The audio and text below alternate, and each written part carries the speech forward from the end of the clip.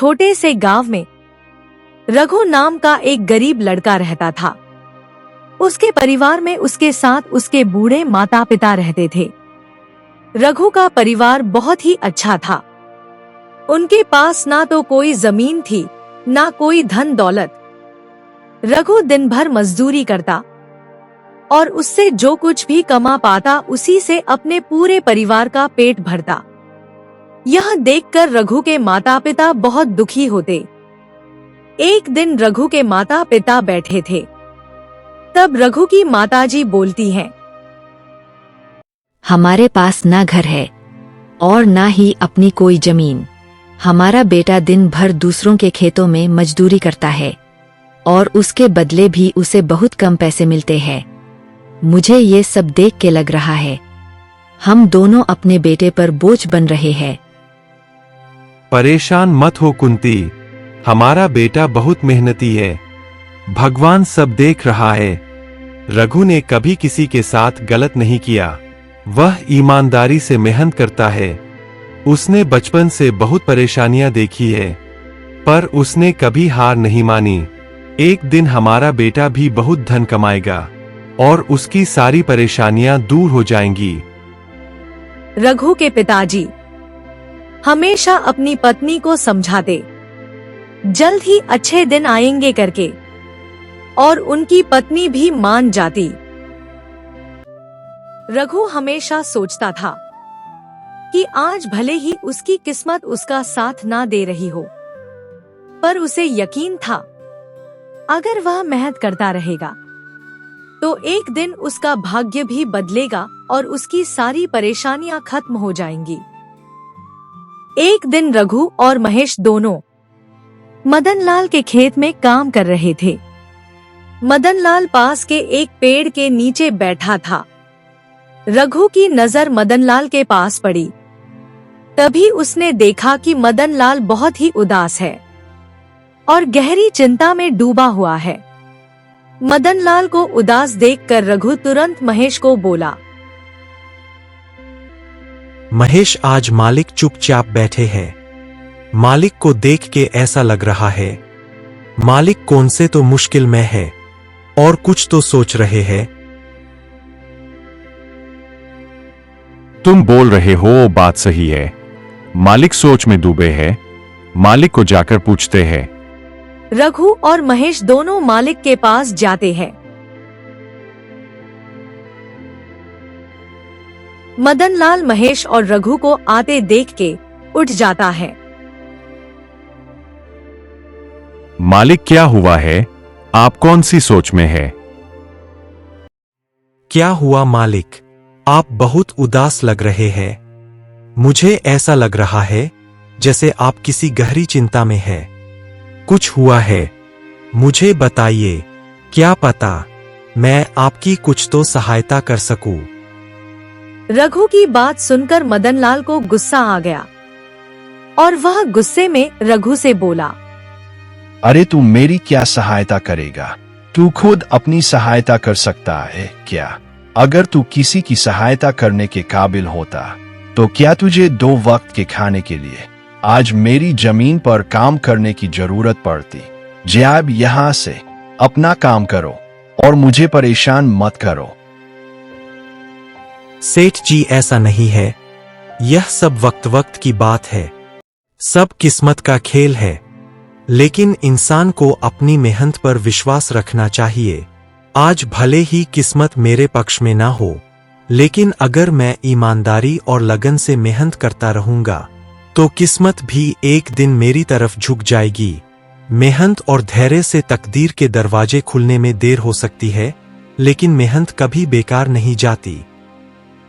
रघु की बात सुनकर मदनलाल की उदासी चली जाती है।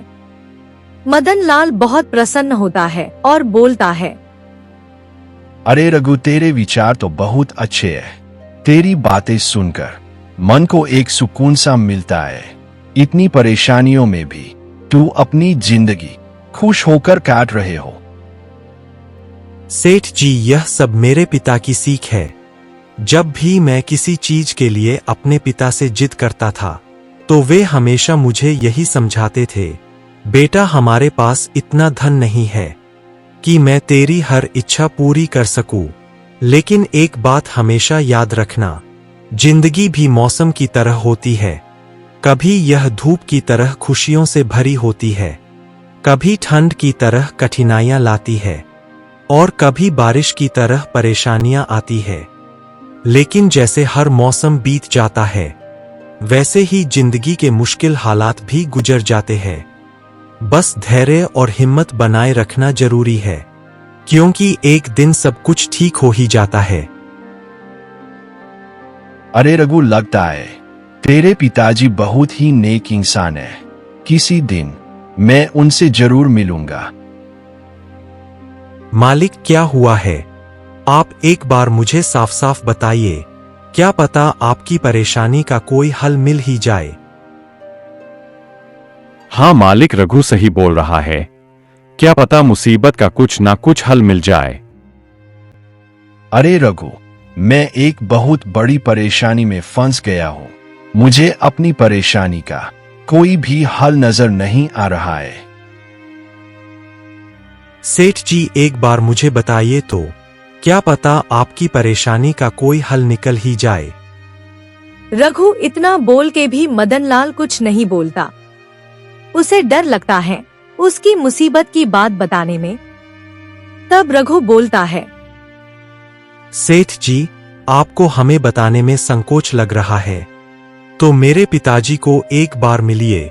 मेरे पिताजी हर मुसीबत का हल जरूर निकालते हैं। ठीक है रघु, मैं तुम्हारे पिताजी से मिलता हूँ। क्या पता हो कुछ हल निकाले। कल सुबह मैं तुम्हारे घर आता हूँ। रघु और महेश काम पे लग जाते हैं। मदनलाल को थोड़ी राहत मिलती है। दूसरे दिन मदनलाल महेश रघु के घर आते हैं। मदनलाल, रघु और महेश तीनों कुछ नहीं बोलते। क्या हुआ मदनलाल जी, आज हमारे घर आना हुआ आपका? शिवराम जी, मैं एक बहुत ही बड़े मुसीबत में फंसा हूँ। मुझे आपकी मदद चाहिए। बताएं मदनलाल जी, आपको क्या मदद चाहिए मेरी? हमारे गांव में मेरे पिता की एक पुश्तैनी जमीन थी, जो काफी पीढ़ियों से हमारे पास थी।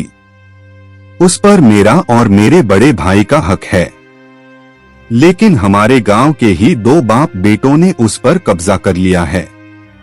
मैं पुलिस थाने में केस दर्ज कराने की सोच रहा था, लेकिन गांव के बहुत बड़े बड़े लोग उनके साथ हैं। मैं कितनी भी कोशिश कर लूं, लेकिन मैं उन लोगों का कुछ नहीं बिगाड़ पाऊंगा। अब तो उन लोगों ने उस जमीन पर खेती भी शुरू कर दी है। मेरे पिता की पुश्तैनी जमीन मेरे हाथों से छीनी जा रही है, इसलिए मैं बहुत परेशान हूँ। मुझे समझ नहीं आ रहा मैं अब क्या करूं। पिताजी, मैं ही मदनलाल जी को आपके पास लेके आया हूँ। आप इनकी मदद करेंगे, कुछ ना कुछ जरूर सलाह देंगे और इनको मुसीबत से बाहर निकालेंगे। हाँ रघु, तुमने सही किया है। मैं मदनलाल जी की मदद जरूर करूंगा और इस मुसीबत से बाहर निकालूंगा।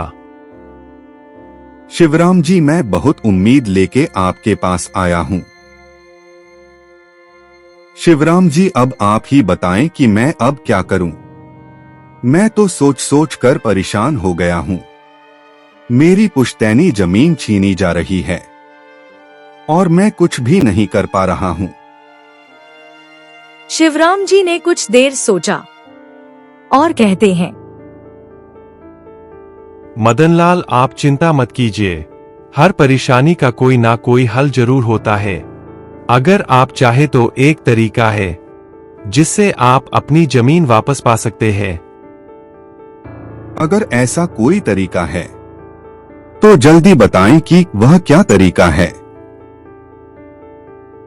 शिवराम जी ने मदनलाल को अपनी सारी तरकीब पूरी तरह समझा दी। तरकीब सुनकर मदनलाल जी हैरान रह गए और शिवराम जी को कहने लगे, अरे वाह, आपने तो बहुत अच्छी तरकीब निकाली है शिवराम जी। अगर ये तरकीब काम आई तो मेरी जमीन मुझे जरूर मिल जाएगी।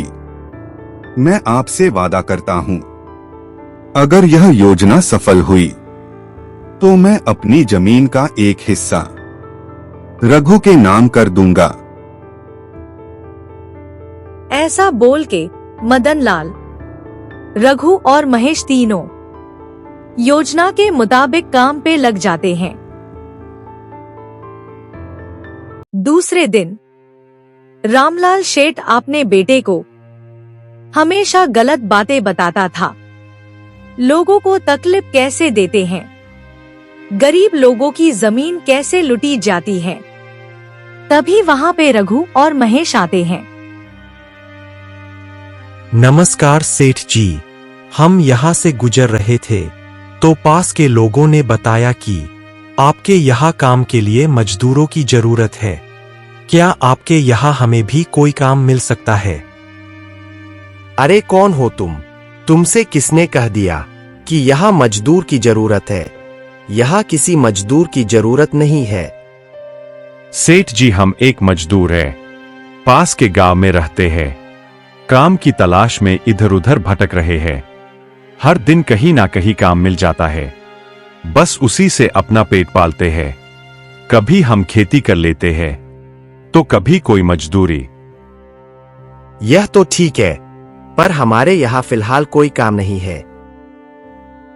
सेठ जी, मैंने तो सुना है कि आप लोग इस गांव के सबसे बड़े जमींदार हैं। आपके पास बहुत सारी जमीन है, इसलिए आपके यहाँ हमेशा मजदूरों की जरूरत रहती है। इसी वजह से हमें लगा कि यहाँ हमें कोई ना कोई काम जरूर मिल जाएगा। अरे भाई, मैंने कहा ना, यहाँ किसी भी मजदूर की जरूरत नहीं है। इसका मतलब मदनलाल सेठ आपके बारे में सही कह रहे थे। हाँ महेश, मदनलाल सेठ ने जो बोला है वह सब सच है लगता है। मदनलाल ने हमारे बारे में क्या कहा? अरे कुछ नहीं सेठ जी, चलिए तो हम चलते हैं। आपके यहाँ तो कोई काम नहीं है, हम अपने लिए कहीं और कोई काम देख लेते हैं। महेश और रघु दोनों जाने वाले होते हैं। तभी रामलाल शेठ सोचता है, इनको काम दिला के मदनलाल के बारे में सब जानकारी निकाल सकते हैं। शायद तुम्हारे लिए हमारे पास एक काम है। महेश और रघु दोनों खुश हो जाते हैं और रामलाल को पूछते हैं। धन्यवाद सेठ जी, बताइए क्या काम है? आप जो भी काम बोलेंगे हम हर काम करने के लिए तैयार हैं। अरे सब्र रखो, काम तो हम तुम्हें बता ही देंगे। पहले यह बताओ कि मदनलाल हमारे बारे में क्या कह रहा था? सेठ जी, हम पहले मदनलाल सेठ के यहाँ काम करते थे, पर वह बहुत ही कंजूस और बदतमीज आदमी है। हम वहां दिन रात मेहनत करते थे, लेकिन इतनी मेहनत करने के बाद भी वह हमारी सही मजदूरी नहीं देता था। इसी बात पर कल हमरा उसके साथ बहस हो गया था। फिर क्या हुआ? मदनलाल ने हमारे बारे में क्या कहा? जब हमारी सेठ मदनलाल से बहस हो रही थी, तब उसने हमसे कहा कि पूरे गांव में उससे ज्यादा मजदूरी कोई नहीं देता। तो हमने गुस्से में कह दिया कि गांव के सबसे बड़े जमींदार रामलाल सेठ और विनोद सेठ सबसे अच्छी मजदूरी देते हैं, इसलिए उनके यहाँ हमेशा काम करने वालों की भीड़ रहती है। हाँ, आप लोगों ने बिल्कुल सही कहा था। आखिर हम गांव के सबसे बड़े जमींदार हैं। हमारा फर्ज है कि जो भी मजदूर हमारे यहाँ काम करता है उसे उसकी मेहनत के हिसाब से सही मजदूरी मिले। वाह सेठ जी, आपने बहुत अच्छी बात कही। मदनलाल सेठ कभी भी आपकी बराबरी नहीं कर सकता, वह तो शायद आपके जितना भी नहीं सोच सकता।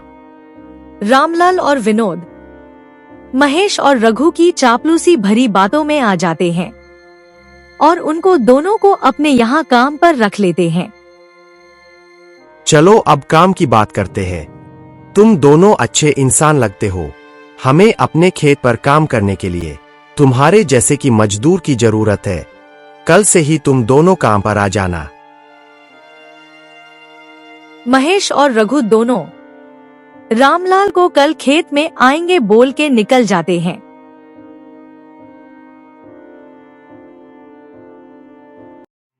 अगली सुबह जब विनोद और रामलाल अपने खेत पर लौटे तो देखा कि वहां पुलिस खड़ी है। पुलिस को देखकर दोनों पुलिस के पास आते हैं और पूछते हैं, क्या हुआ थानेदार साहब, आप यहाँ क्या कर रहे हैं? क्या यह जमीन तुम दोनों की है? हाँ थानेदार साहब, यह जमीन हमारी है। हमारे पास इसके कागजात भी है। लेकिन क्या हुआ है? फिर तो तुम दोनों को ले जाकर जेल में डालना ही पड़ेगा। ये क्या कह रहे हैं थानेदार साहब, हम कुछ समझे नहीं। आप क्या कहना चाह रहे हैं? अभी तुम दोनों बहुत अच्छे से समझ जाओगे। वह देखो तुम्हारी जमीन में से क्या निकला है। थानेदार के कहते ही दोनों बाप बेटे नीचे देखते हैं तो वहां उनकी जमीन में एक लाश दबी हुई थी जिसमें सिर्फ कंकाल बचा था। यह देखकर दोनों बाप बेटे डर जाते हैं। थानेदार साहब, यह किसकी लाश है और यह हमारे खेत में कहां से आ गई? अब बहाने मत बनाओ। पहले लोगों को मारो, फिर उन्हें अपनी जमीन में गाड़ दो, और अब कह रहे हो कि यह क्या है? थानेदार साहब, हम इस लाश के बारे में कुछ नहीं जानते। हमें नहीं पता यह लाश किसकी है और इसे यहाँ कौन गाड़ कर चला गया।